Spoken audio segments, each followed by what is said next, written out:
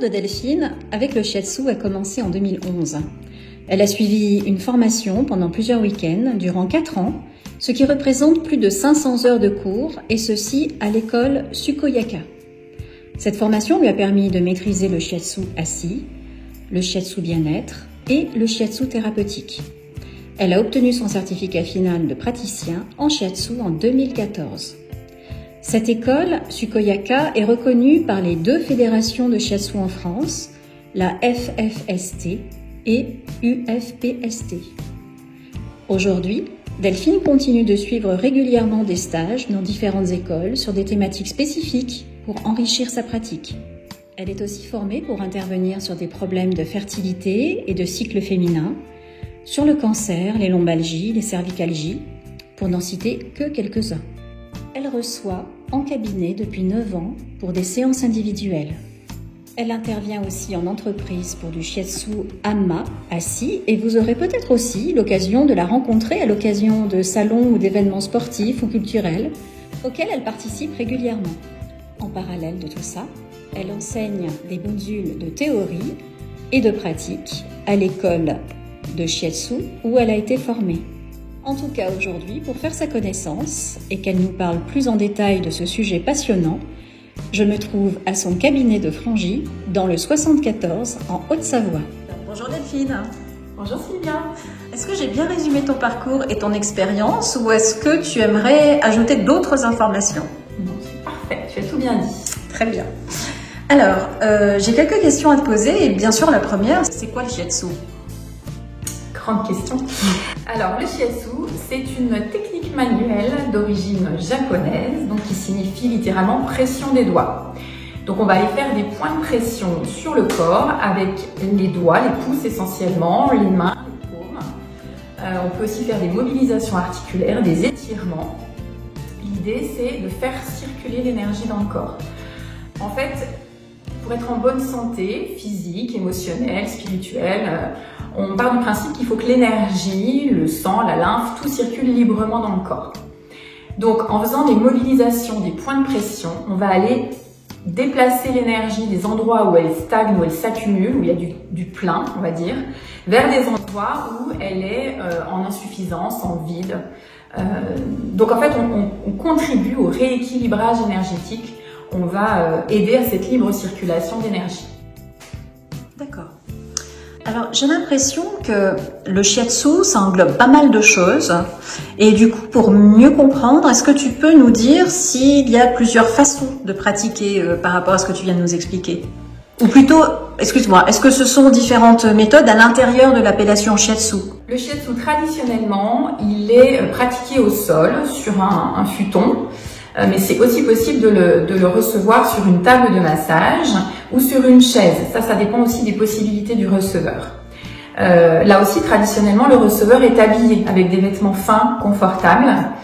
Mais quand on travaille, par exemple, sur des zones plus précises, des cicatrices, moi, il m'arrive d'être à même la peau. Donc ça, c'est possible aussi. Alors, il existe, oui, différentes sortes de shiatsu qui sont liées finalement aux différents maîtres qui ont existé et qui ont enseigné le shiatsu. Chacun y a amené un petit peu sa contribution. Donc, il y a des spécificités. Mais globalement, le principe de base, c'est le même. C'est-à-dire qu'on fait des points de pression avec les mains, en gros. Et le but, c'est de faire circuler l'énergie.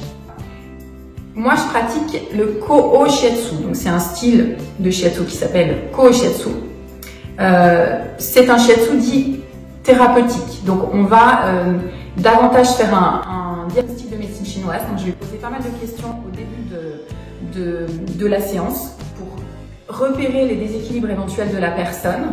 Et le soin sera donc de traiter ces déséquilibres, et je vais travailler essentiellement avec les méridiens d'acupuncture, donc les méridiens de la médecine chinoise. C'est des canaux énergétiques, en tout cas comme des rivières, dans lesquels circule un courant énergétique. En gros, c'est ça. Et je vais travailler dessus. Ce qu'on a vu sur ton petit bonhomme tout à l'heure en photo. C'est sur mon petit bonhomme, exactement, qui est là. D'accord. Très bien, merci beaucoup. Et par rapport à ce que tu viens de nous dire, est-ce que tout le monde peut en bénéficier ou est-ce qu'il y a des contre-indications pour certaines personnes? Tout le monde peut bénéficier d'un shiatsu, donc qu'on soit un enfant, un adulte, un senior, un sportif, voilà. Après, les soins sont adaptés en fait selon l'état de santé de la personne. Il y a des précautions à prendre dans certains cas, par exemple pour les femmes enceintes. C'est aussi le cas des personnes qui sont traitées pour un cancer. J'en profite pour dire que le shiatsu est un soutien très efficace d'ailleurs pour réduire les effets secondaires des traitements médicaux dans le cas des cancers par exemple. Donc c'est important de vérifier en fait le niveau de formation du praticien qu'on va consulter, de pas hésiter à demander en fait quelle formation il a suivi, s'il est rattaché à une fédération par exemple. Le cursus complet pour être un praticien en shiatsu, c'est sur 4 ans et ça compte 500 heures minimum de formation. Et alors du coup, tu nous as parlé d'énergie, des méridiens du corps, enfin des choses sur lesquelles le shiatsu peut agir. Et alors quels en sont exactement les bienfaits? Alors très très large finalement, j'ai envie de dire.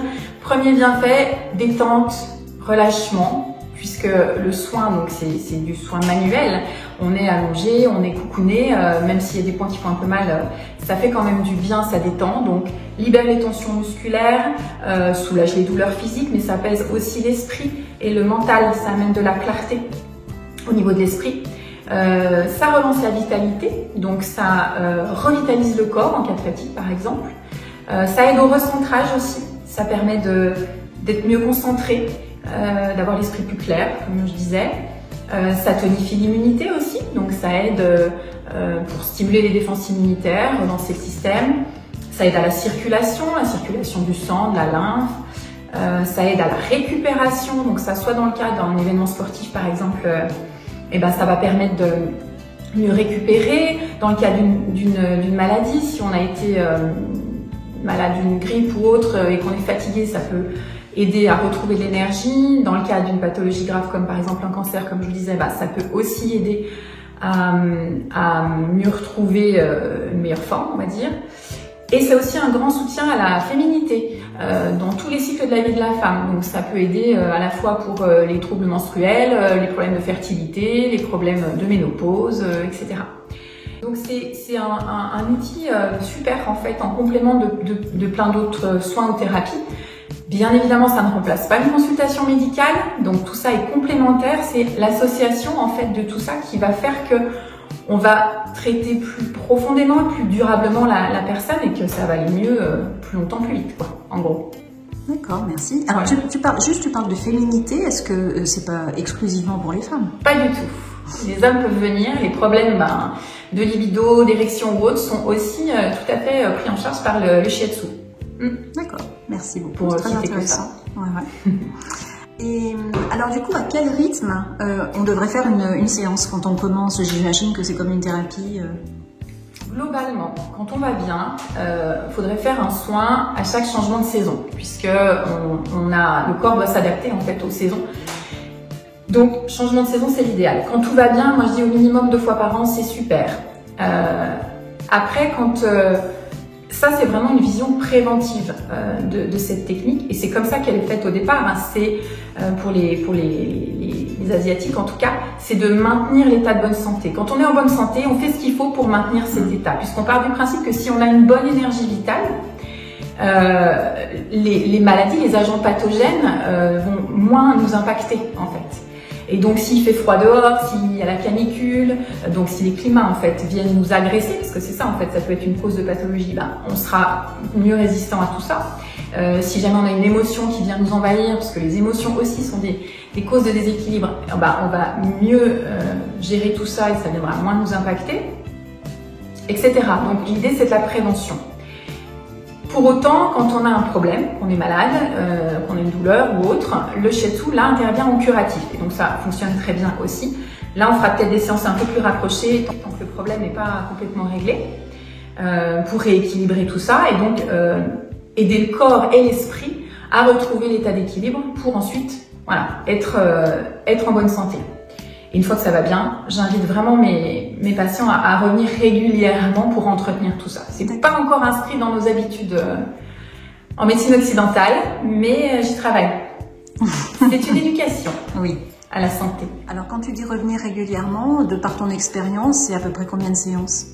Quand on traite quelque chose, Oui. par exemple. Alors souvent, c'est 2 voire 3 séances à 15 jours, 3 semaines d'intervalle. Ça peut être quand on essaie de débloquer le problème.